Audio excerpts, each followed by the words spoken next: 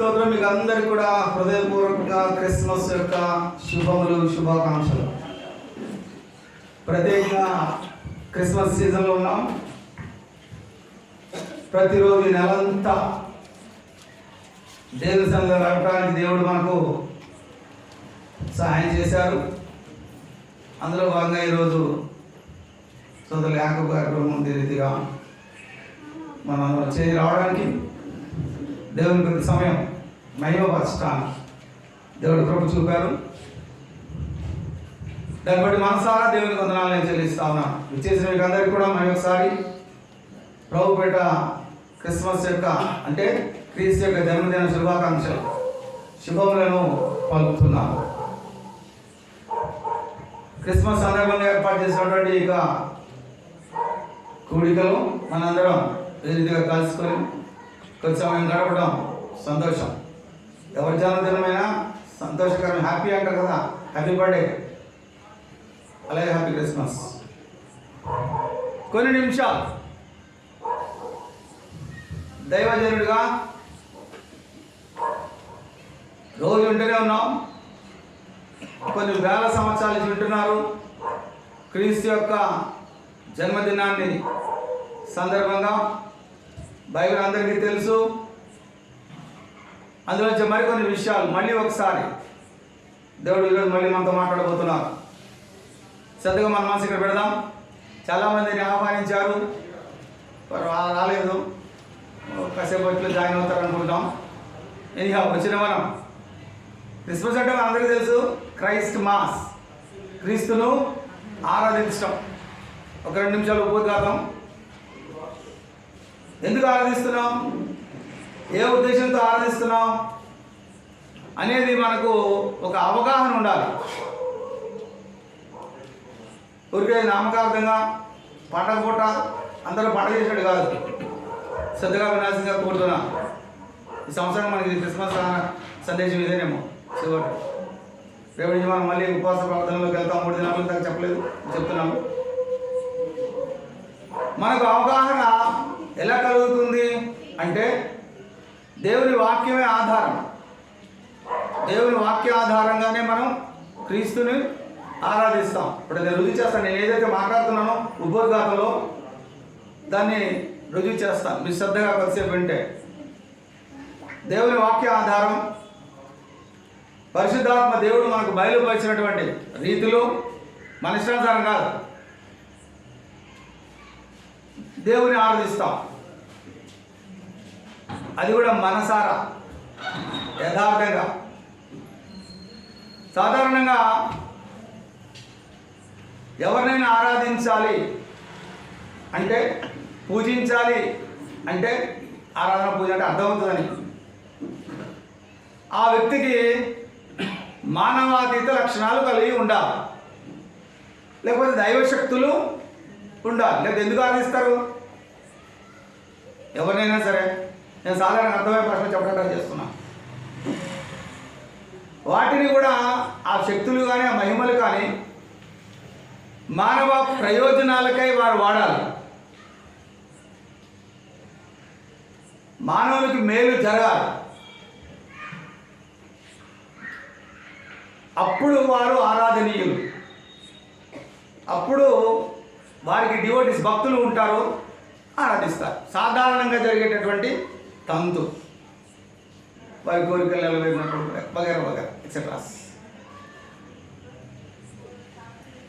వారిని పూజించడం లేక ఆరాధించడం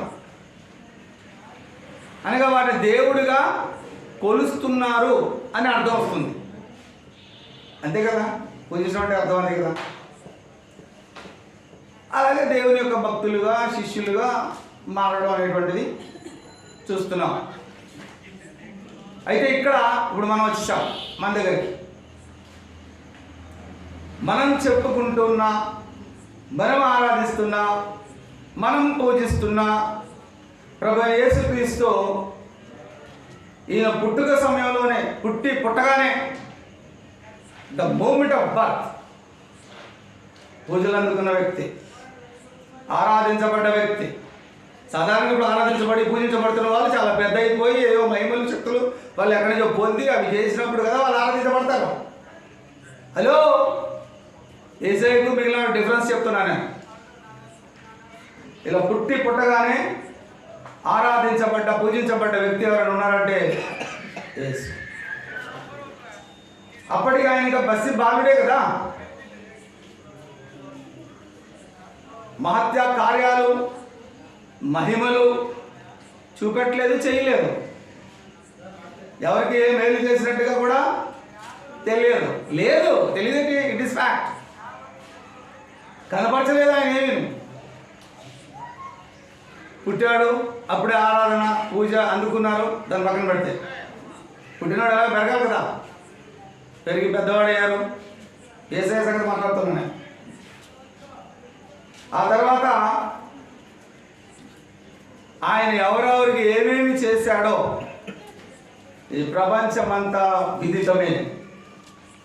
తెలియని వారు ఎవరు ఊరిని తెలియని నటిస్తారంతే.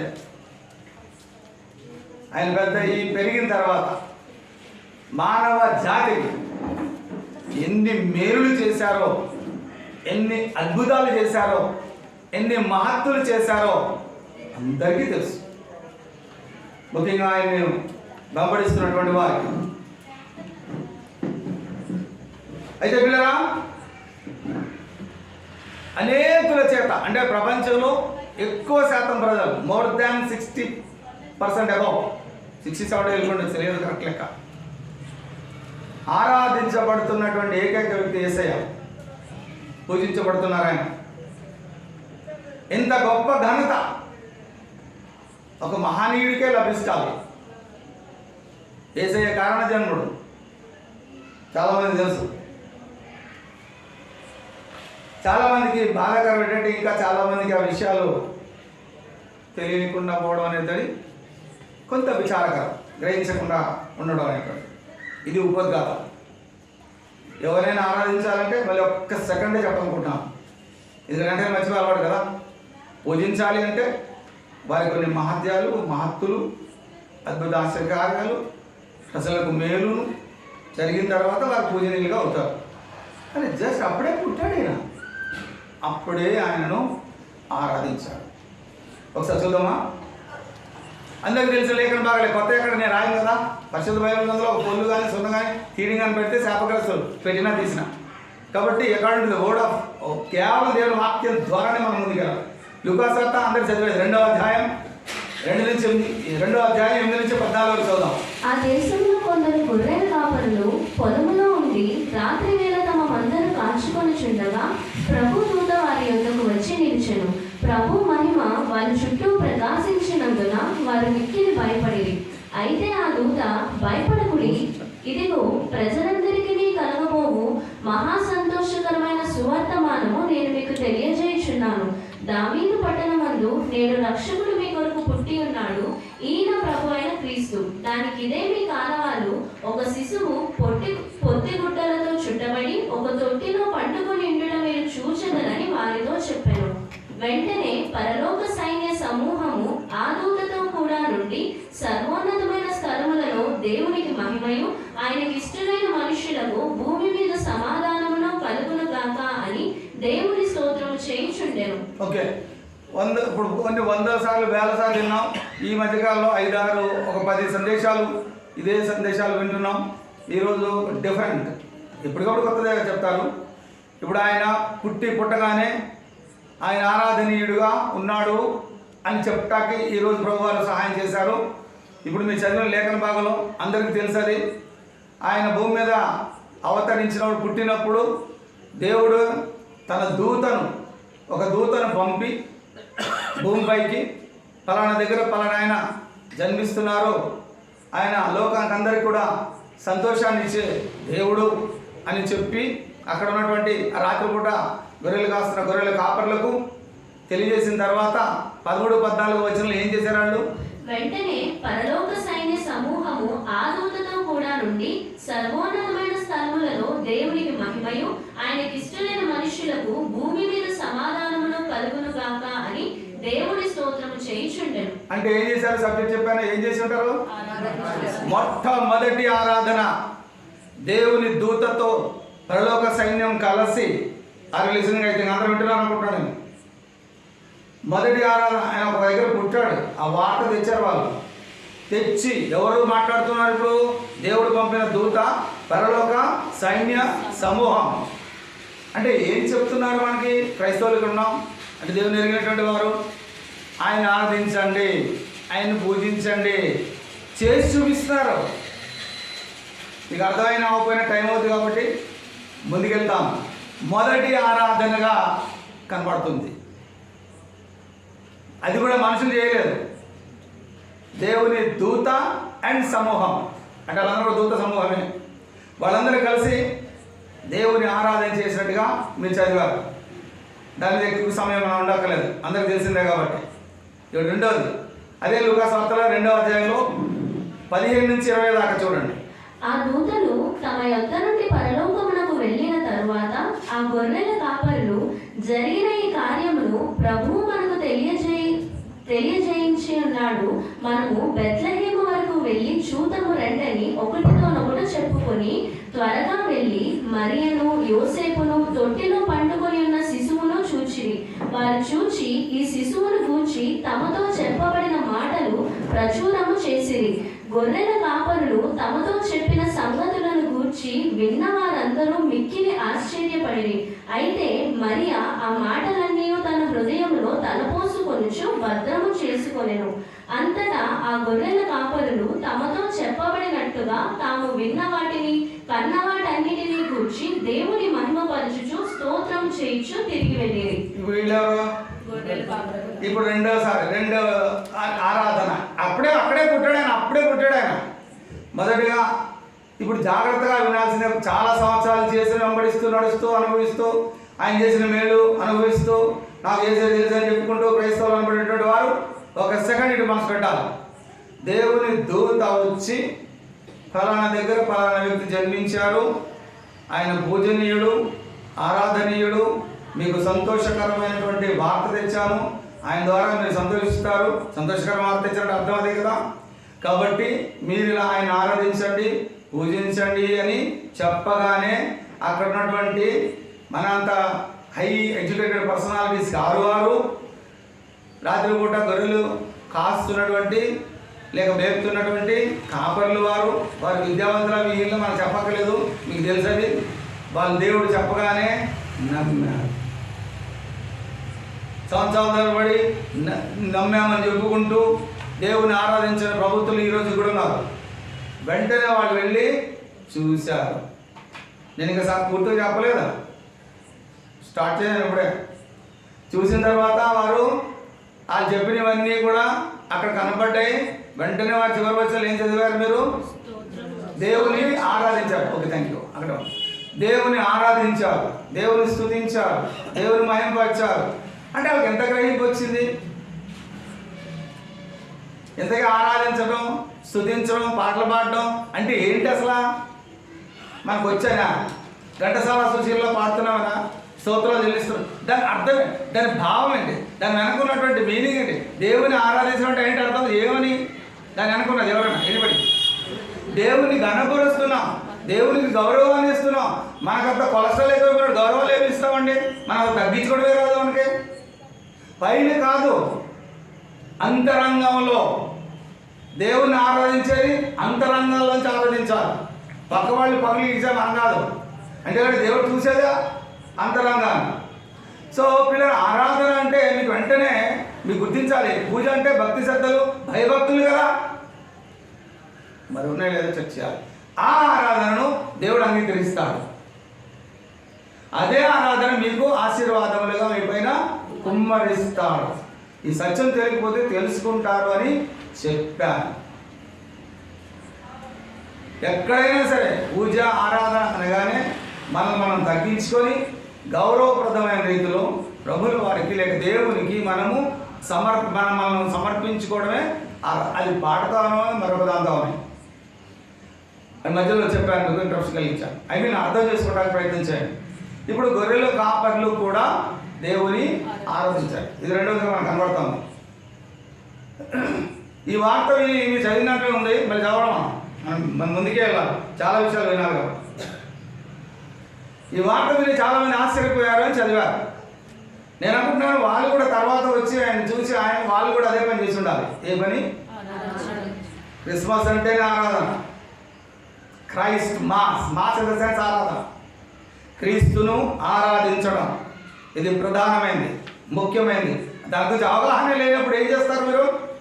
కాబట్టి అర్థం చేసుకోవడానికి ప్రయత్నం చేద్దాం. సో ఆయన ఆరాధించారు. ఇప్పుడు ముందుకెళ్దాం. ఇంకా మూడో వారు చూపిస్తాను.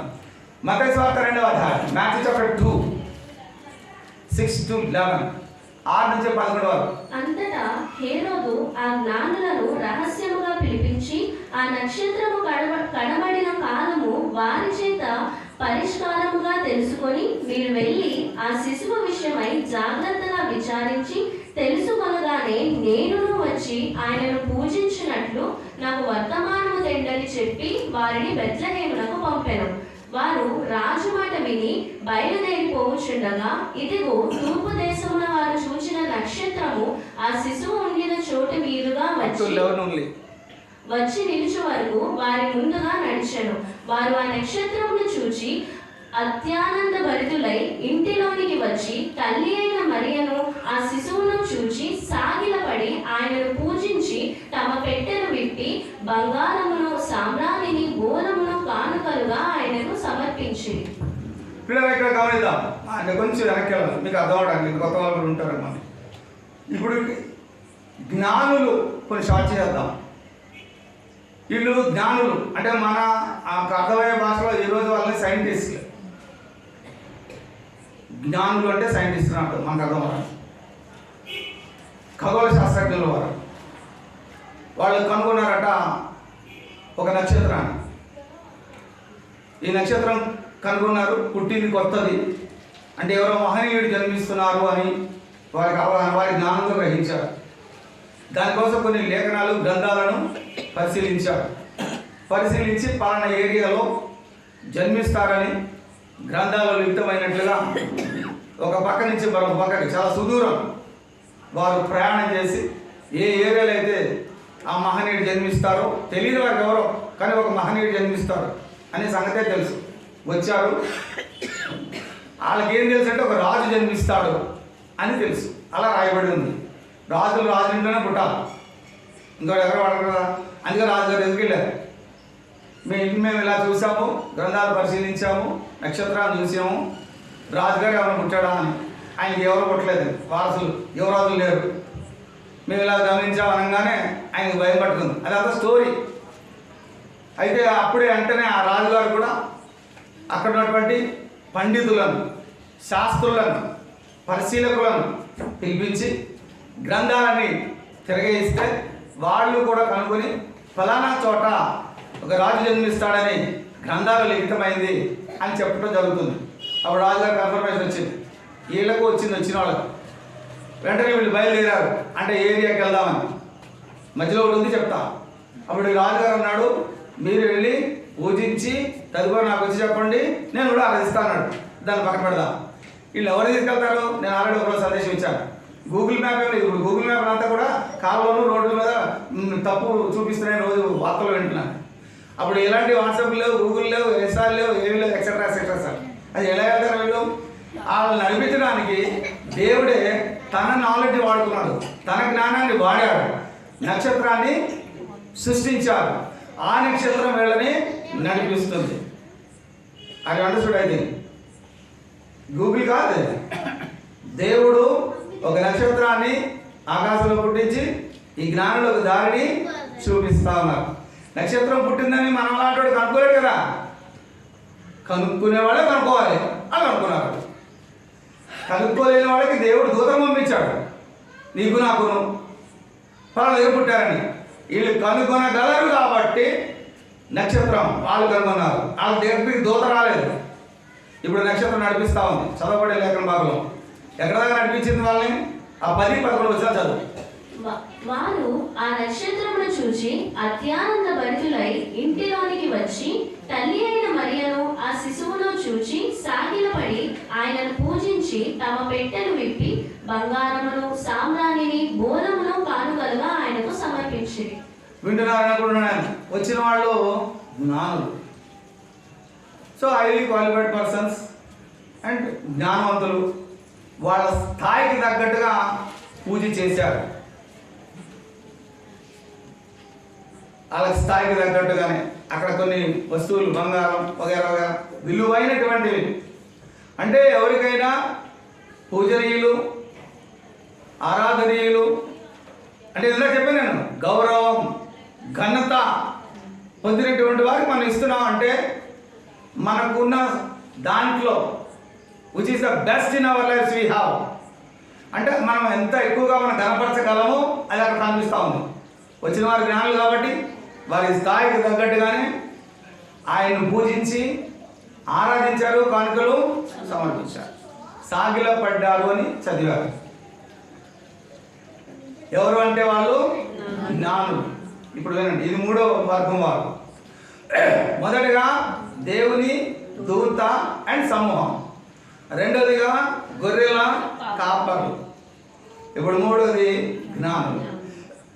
గమనించాలనుకుంటున్నా నేను, అప్పుడే పుట్టాడు ఆయన, కొన్ని సంవత్సరాలు అవ్వలేదు, పెద్దవాడు అవ్వలేదు, ఏం మాత్కారాలు చేయలేదు ఆయన, కానీ ఆయన ఆరాధిస్తున్నారు. ఇప్పుడు జాగ్రత్తగా మీరు వింటే కొన్ని విషయాలు అర్థమవుతాయి. ఆరాధించబడ్డ వ్యక్తి దైవ మానవుడు,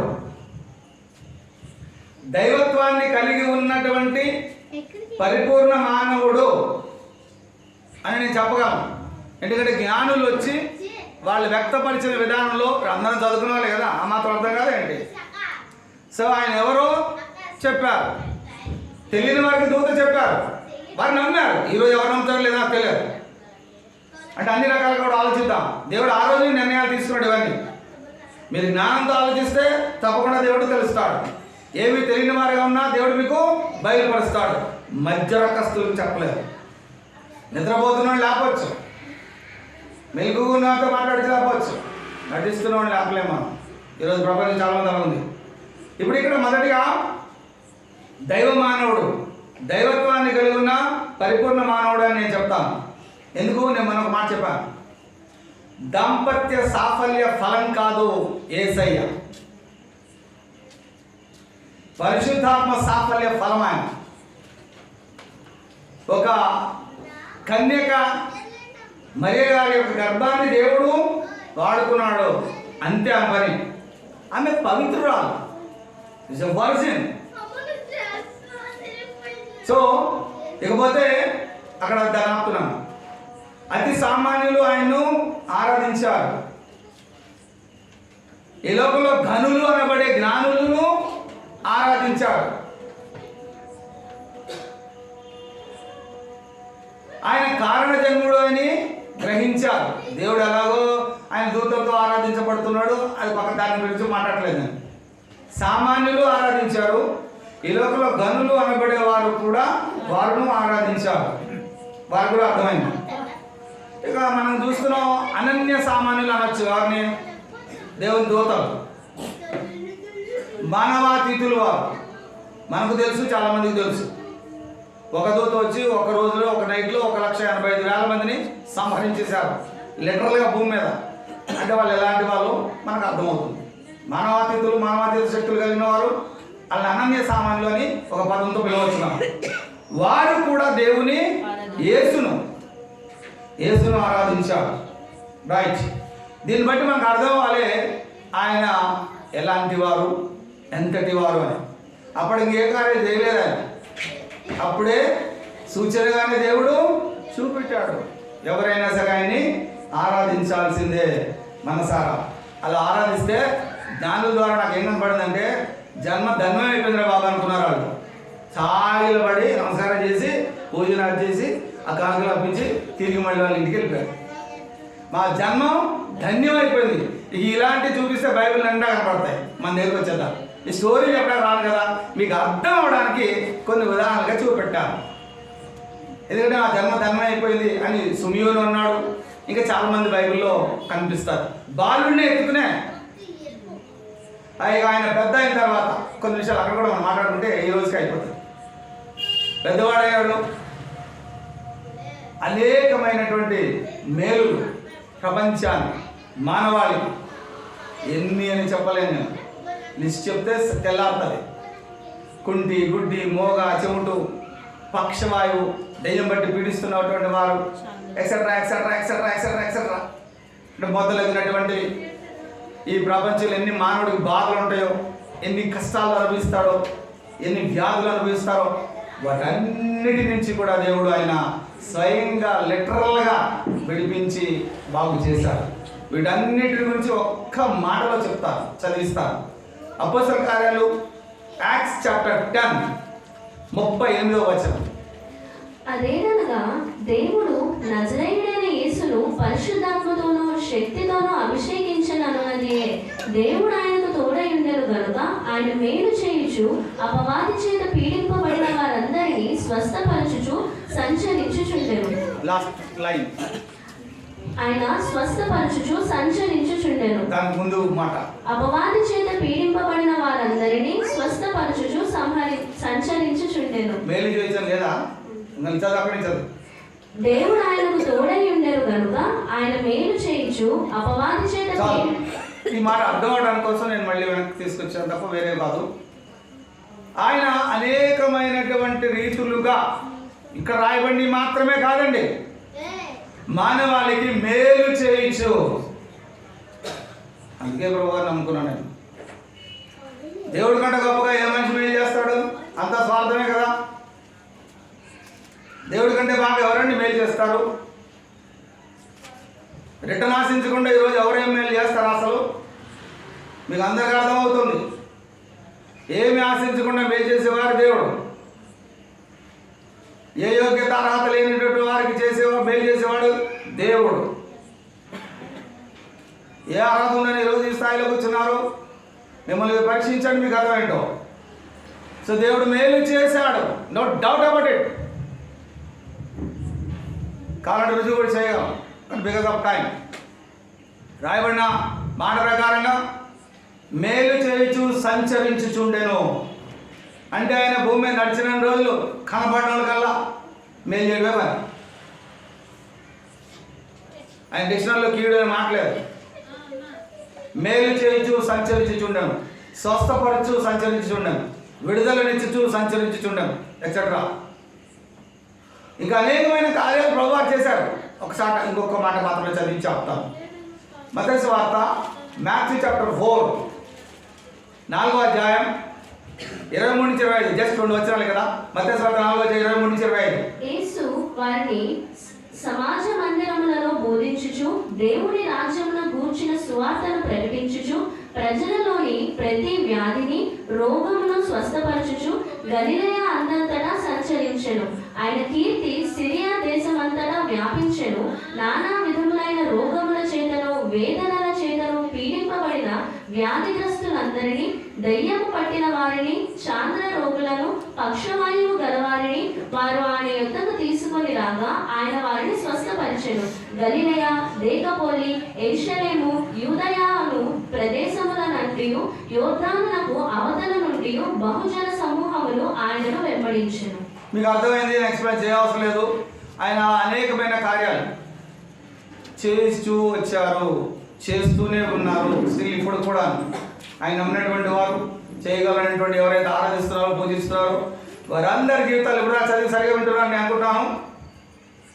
అనేకమైన కార్యాలు అలా కూడా చదివారు, ప్రభులు వారు చేశారు. అనేకులు ఆయనను వెంబడించారు. ఆయా ప్రాంతాల్లో ఆయన కీర్తి ప్రతిష్టలు విపరీతంగా ప్రజ్వరిల్లాయి. ఆయా దేశాల్లో విస్తరించాయి. ఆయా ప్రాంతాల్లో ఇక్కడ కూడా వచ్చింది. సో అలా ఆయన పూజనీయుడు, ఆరాధనీయుడు ఎలా చూసినాను. అందుకే ఆయన్ను ఎరిగినటువంటి వారు వెంబడిస్తున్నారు, ఆరాధిస్తున్నారు. అందులో మనం కూడా ఉన్నాం. Thank God for that. తర్వాత ఆయన భూమిపైకి వచ్చినటువంటి అతి ముఖ్యమైన పని అనగా సర్వ మానవాళి కొరకు వారు స్వయంగా చేసుకోలేనటువంటి కార్యాన్ని చేసి ముగించి ఎక్కడి నుంచి అయితే వచ్చారో అక్కడికి తిరిగి ఆయన వెళ్ళిపోయారు. వినబడబోయినా మీకు అర్థమైపోయినా నేను ముందుకు సాగుతున్నాను. ఏ పని మీద అయితే పంపబడ్డారో ఆ పని నేను చెప్తాను మీరు. ఆ పనిని చేసి ముగించి తిరిగి ఎక్కడి నుంచి అయితే వచ్చారో అక్కడికి ఆయన వెళ్ళిపోయారు. ఆయన ఏం చేశారు? ఒక నిమిషం ఆలోచన చేస్తే ఏ పని మీద ఆయన పంపబడ్డాడు? కేవలం రోగాలు బాగు చేయడానికి, దయ్యాలు కొట్టడానికి, బాధలు తీసేయడానికి, కష్టాలు తీసేయడానికి మాత్రమే కాదు. చదవం కదా ఇష్టం అంటే కేవలం దాని కొరకు మాత్రమే కాదు. మరి అవి ఎందుకు చేశాడంటే ఆయన దేవుడు అని చెప్పడానికి. ఇంకా చెప్పాలంటే నేను మీకు మేలు చేయడానికే అందుకోసం చెప్పా. ఇక అసలు ముఖ్యమైన విషయం, ఆయన రాకకున్నటువంటి ముఖ్యమైన కారణం మానవాళి యొక్క జన్మగా మనం వాడుతుంటాం. మానవుడు జన్మ కర్మ పాపి అంటే పుట్టుకతోనే పాపి అని. పాపంలో పుట్టి పాపంలో జీవించి పాపంలో చనిపోయి తిన్నగా అర్థం పోతారు. కాబట్టి ఇట్లా వెళ్ళకూడదనే ఒక ఉద్దేశంతో సృష్టికర్త అయిన దేవుడే మానవ అవతారిగా యేసు రూపంలో ఈ భూమి మీదకి వచ్చి మానవుని యొక్క జన్మ కర్మ పాప శిక్ష అంటే నిత్య నరకం. నరకం అంటే సింపుల్గా కనపడుతుంది బ్రదర్. అది ఒక మండుచున్న అగ్ని గోళం,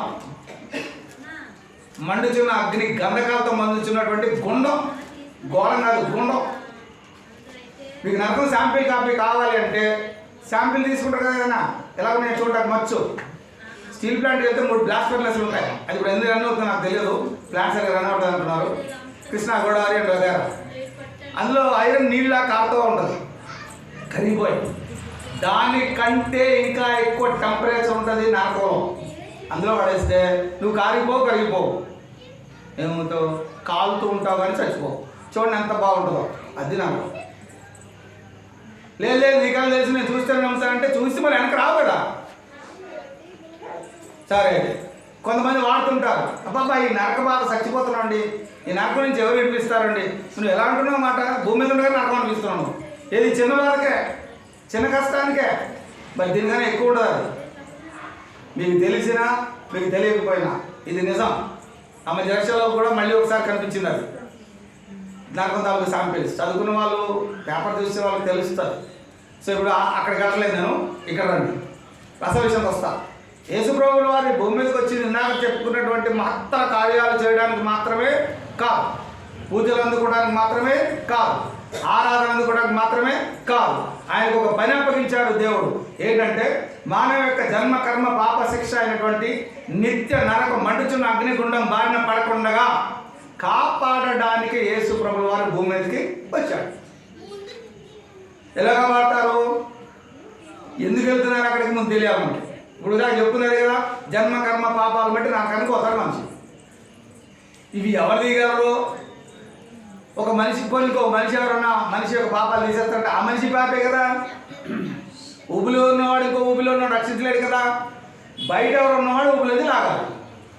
అందుకే యేసయ్య పవిత్రమైనటువంటి కన్యక గర్భాన పవిత్రుడుగా పరిశుద్ధుడుగా భూమి మీద పాపరహితుడుగా జన్మించాడు. నేను చెప్పాను, దాంపత్య సాఫల్య వ్రతం వల్ల పుట్టినవాడు కాడు. పిల్లలు లేకపోతే వ్రతాలు చేస్తుంటారు కదా, దాంపత్య సాఫల్య వ్రతం సంథింగ్ ఎల్స్ అట్లా పుట్టినాడు కాదు.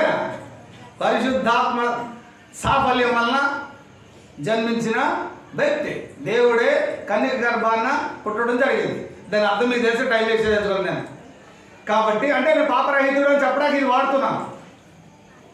ఆ తర్వాత మానవుల పాపాలు అందరు పాపం వల్ల వచ్చే శిక్ష అది ఇందా మనం చెప్పుకున్నాం. నరకం 2-3 మినిట్స్ వెళ్ళిపోతారు, తర్వాత ఆడుతుంది. కానీ ఆడుతున్న వాళ్ళు నాకు కనబడుతున్నారు. ఇక్కడ నేను పైన ఉన్నాను, మీకు కింద ఉన్నారు. కాబట్టి దయచేసి వినండి.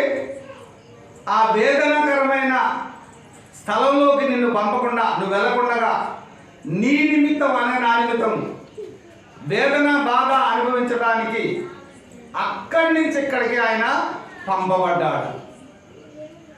అలాగనే అందరి పాపాలకి సరిపడా శిక్ష. ఈ లోకంలో పెద్ద శిక్ష ఏదన్నా ఉంది అంటే శిలువ మరణ శిక్షే. బహిరంగంగా ఒక అవమానకరమైన అంతకంటే ఘోరమైన శిక్ష ఏది కూడా ఉండదు. ఒక మనిషిని చంపడానికి ఒక సెకండు, ఒక నిమిషము, ఒక 5 నిమిషాలు, ఒక గంట సరిపోతుంది. అంటే విధానాన్ని బట్టి.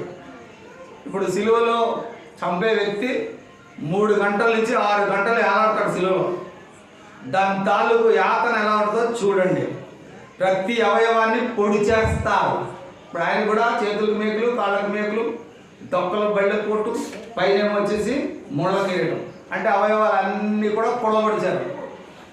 ఎంతవరకు రక్తం అంటే రక్తం అంతా పోయి నీరు, రక్తం పోయాక నీళ్ళు వస్తుంది. ఇక్కడ మిగతా ధర్మాలు చేసిన వాళ్ళు తెలుస్తుంది. అంతవరకు కొన్ని వెంటనే చచ్చిపోయారా అంటే ఆలోచించండి. ఆ శిక్ష అంత ఏమంటారని భయంకరంగా ఉంటుందో నేను ఎక్స్ప్లెయిన్ చేయలేకపోతున్నాను. అంటే మానవులందరూ ఆయన మీద వేసుకుంటే ఆ శిక్ష అనుభవిస్తారు. ఆ రోజుల్లో ఆ శిక్ష ఉండింది. సో అది వేసుకున్నారు. ఆయన అందరి పాపాలు ఆయన మీద మోసుకున్నాడు. ఆయన మోసుకున్నాడు ఎట్లా తెలుస్తాయండి మీకు? నేను చెప్తాను ఎలా తెలుస్తాం. ఆయన ముందే చెప్పాడు, అందరి పాపాలు నా మీద వేసుకొని మిమ్మల్ని అందరినీ కూడా ఆ శిక్ష నుంచి తప్పించేస్తాను అని చెప్పాడు. సరే, ఆయన ఏదో ఒక నేరం మీద ఎక్కించారు, సిలువ వేశారు. ఆయన చెప్పాడు ముందు నుంచే, ఎవరైతే ఇప్పుడు ఈ సిలువ మరణాన్ని నా కోసమే ఆయన మరణించాడని నమ్ముతారో వారి పాపాల నుంచి వాళ్ళు బయటపడతారు. దానికి రుజువు ఏంటి అంటే ఆయన చెప్పాడు, చచ్చిపోయాడు ఆయన, చచ్చిపోయిన సమాధి చేస్తారు, ఈయన కూడా సమాధి చేశారు. తర్వాత 3వ దినాన్ని మళ్ళీ సజీవంగా ఆయన లేచిపోయాడు. ఆయన చెప్పాడు 3వ దినం మళ్ళీ వేస్తారని. ఏ వ్యక్తి కూడా చనిపోయి మళ్ళీ లేవలేరు. అయితే 3 దినాల కార్యక్రమం ఏంటి అని చెప్పాలి ఈరోజు నేను అనుకుంటున్నాను. ప్రభు చిత్తం ఇస్తే అయితే ఒకలే సార్. ఇప్పుడు అందరు వేసుకున్నారు పాపాలు ఆయన మీద, సిలువలో శిక్ష అనుభవించారు, చనిపోయారు, డాక్టర్లు పిలిచారు, చచ్చిపోయారు లేదా అని పరీక్షించారు, చచ్చిపోయారని కన్ఫర్మేషన్ వచ్చింది, డెత్ సర్టిఫికేట్ వచ్చింది, ఇప్పుడు సమాధి తీసుకెళ్ళిపోమని ఇచ్చేసారు. వాళ్ళకి వాళ్ళు పోయి సమాధిలో పెట్టేశారు. ఏనా సమాధిని సీల్ కొట్టి చేస్తారు. ఆయన 3 రోజులతో లేస్తా అన్నాడు. వీళ్ళు కానీ ఊరుకున్నారు, డ్రామాలు వేస్తారేమో, దాన్ని సీల్ వేస్తారు గవర్నమెంట్. అంతా అయింది. ఈ 3 దినాలు ఎక్కడున్నా 3 దినాలు చచ్చిపోయాడు. ఆయన ఆత్మ వెళ్ళిపోయింది. ఎక్కడున్నాడు 3 దినాలు? సమాధి ఉందా? సమాధి లేదు. సమాధిలో శవం ఉంది. సమాధిలో ఉంటే మనుషులు బతుకున్నట్టే కదా. It is wrong answer. బతుకున్న వాళ్ళని సమాధిలో ఎందుకు పెడతారు? ఇదేంటిది? చచ్చుకున్న సమాధిలో పెడతారు. చచ్చిపోయిన సమాధి చేస్తారు. ఆయన చనిపోయాడు. ఇందాక చెప్పాను, డాక్టర్ సర్టిఫైడ్. ఈ gave the death certificate also confirm చేశారు. ఆ తర్వాత మొదలుపెట్టారు. ఈ 3 దినాలు ఎక్కడ అంటే పాతాళంలో ఉన్నాడు. బైబిల్లో రాస్తుంది. పాతాళం అనగా అది కూడా లేదా? వేదనకర స్థలం, పండ్లు కొరికే స్థలం. ఇందాక నేను చెప్పాను సరే, నరక యాతన పొందేటటువంటి స్థలం పాతాళం. పాతాళంలోకి వెళ్ళాడు ఆయన. ఈ 3 దినాలు మానవాళ్ళందరి యొక్క పాపాల నిమిత్తం వచ్చే శిక్ష అంతా ఆయన అనుభవించాడు. అదే బైబిల్లో పాతాళం ఆయనను బంధించి లేకపోయింది.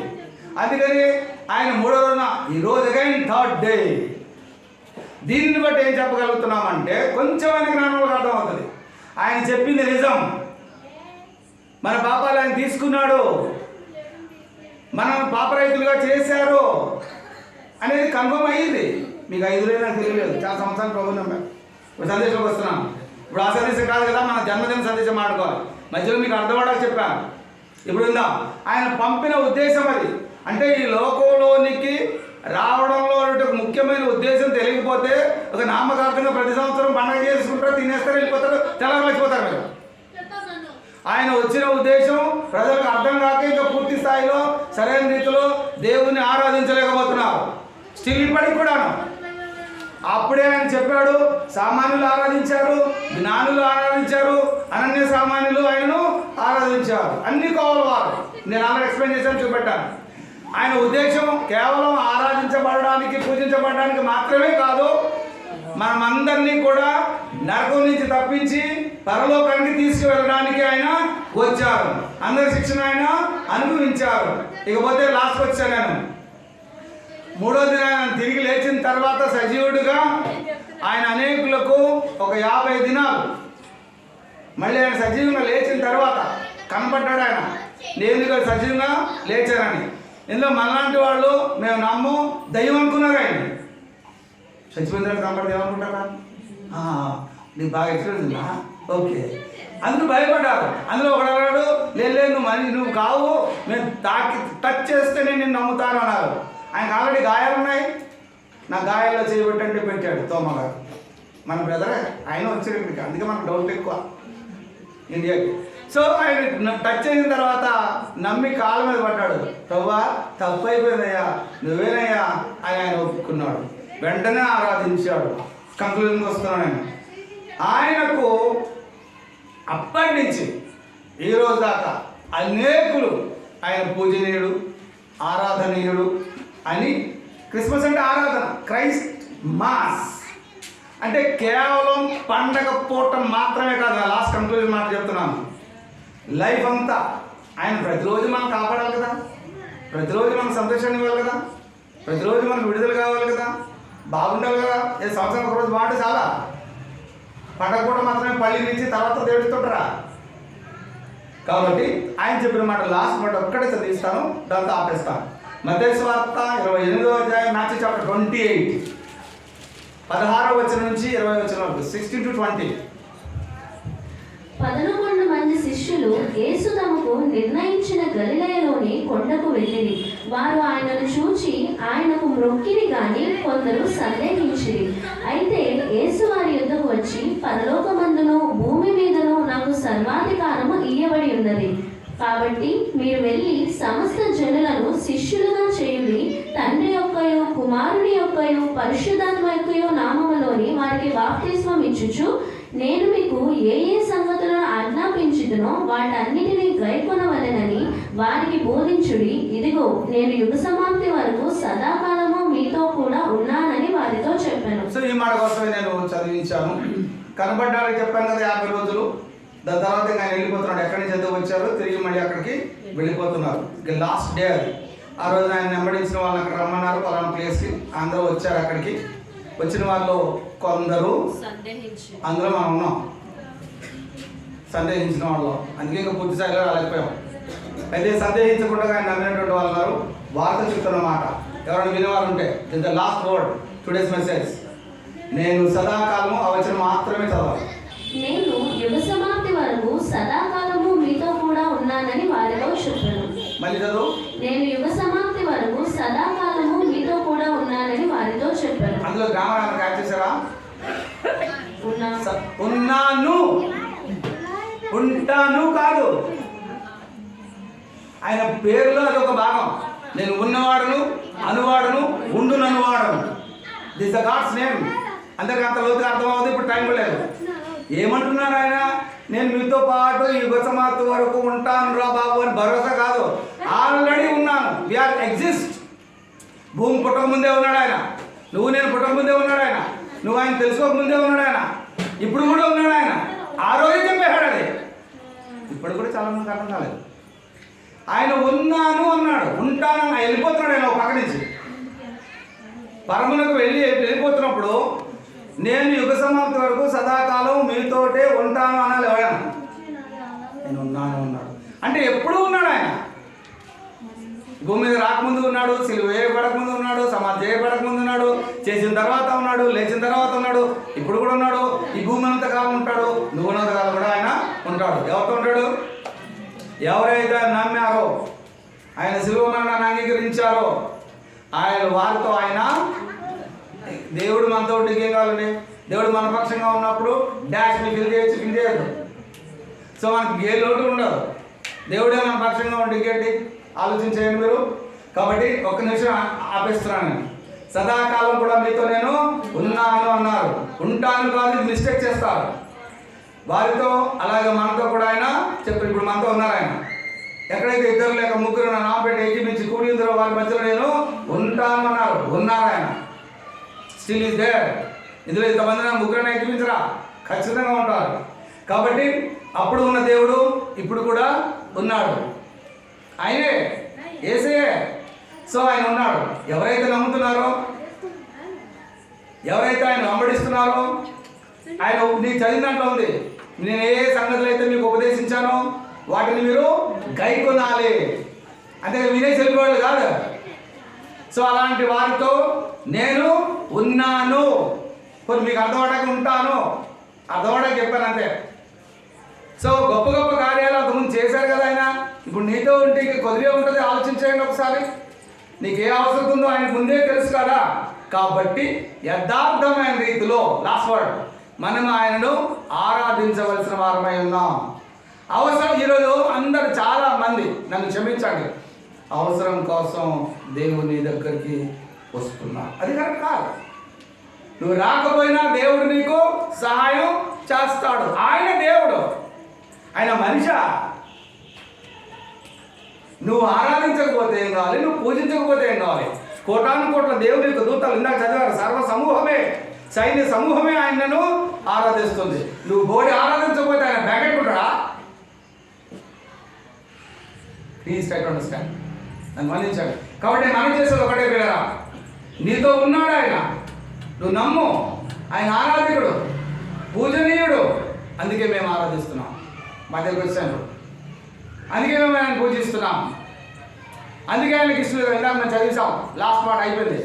భూమి మీద ఆయనకి ఇష్టం లేనటువంటి వారందరికీ కూడా దేవుడు సమాధానాన్ని ఇస్తామని చెప్పాడు. అంటే శాంతి. ఆయనకి ఇష్టమైన రీతిలో మనం మన జీవితాలను జీవించినప్పుడు తప్పకుండా దేవుడు మనకు శాంతి సమాధానాన్ని కూడా ప్రసాదిస్తున్నారు. అలాంటి దేవుణ్ణి మనం నమ్మాం, అందుకే ఆయనను మనం ఆరాధిస్తున్నాం. నిరంతరం మనం జీవించినంతకాలం మనం ఆరాధిస్తాం. మనం జీవించినంతకాలం ఆయన మనతో కూడా ఉంటాం. That's enough. కాబట్టి ఏ బెంగ, ఏ దిగులు అవసరం లేదు. ప్రభువాన్ని ఆరాధిద్దాం. ఎందుకంటే ఆయన అన్ని మేలు చేశారు కదా, చూసాం కదా. మనం చూడబెట్టి మనం కూడా అనుభవించాం. అనేకమైన మేలు ఆయన చేశారు. కాబట్టి యథార్థంగా దేవుని మనం ఆరాధించే వారిలో మనము కూడా ఉన్నామని నా భావన. సో అలా ఎవరైతే ఆయన తెలుసుకోలేదో వారు కూడా ఆయన ఎరిగి తెలుసుకుని ముందు నుంచి ఉన్నవాడు ఆయన ఎరిగి ఉన్నవాడు. మీకు మళ్ళీ చెప్తున్నాను, పుట్టగానే ఎవరు ఆరాధింపబడరు, అది ముందే చెప్పాను. అలాంటి ఆయన మనకు అర్థమైంది ఆయన ఎవరో ఒక మహనీయుడని. జ్ఞానులు ఆరాధించారు, సామాన్యులు ఆరాధించారు. ఇక మనం ఆరాధించే లెక్క ఉంది. కాబట్టి తప్పకుండా మనసారాధన ఎల్లప్పుడూ కేవలం ఈ రోజు మాత్రమే కాకుండా మన జీవితకాలం అంతా ఆయన ఆరాధిస్తూ, పూజిస్తూ, ఘనపరుస్తూ, దేవుని మహిమపరుస్తూ జీవితం. అలా మహిమ, దేవునికి మహిమ, సర్వోన్నతమైన స్థలంలో దేవునికి మహిమయు, ఆయన ఇష్టమైనటువంటి వారి భూమి మీద ఉన్నటువంటి వారికి సమాధానము కలుగును గాక. కాబట్టి మనందరికీ కూడా శాంతి సమాధానాలు కలుగును గాక. దేవుడికి మాట దీవించినాక ప్రార్థన చేద్దాం. సో అన్నగారు వచ్చి ప్రార్థన చేస్తాం, మనం చేస్తాం.